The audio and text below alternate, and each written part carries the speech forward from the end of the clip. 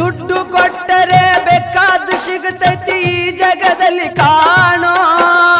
ಹಡೆದ ತಾಯಿಯನ್ನು ಕಳಕೊಂಡ ಮ್ಯಾಲ ಮತ್ತೆ ಸಿಗುವಳೇನು, ತಮ್ಮ ಮರಳಿ ಬರುವಳೇನು, ತಮ್ಮ ಮರಳಿ ಬರುವಳೇನು.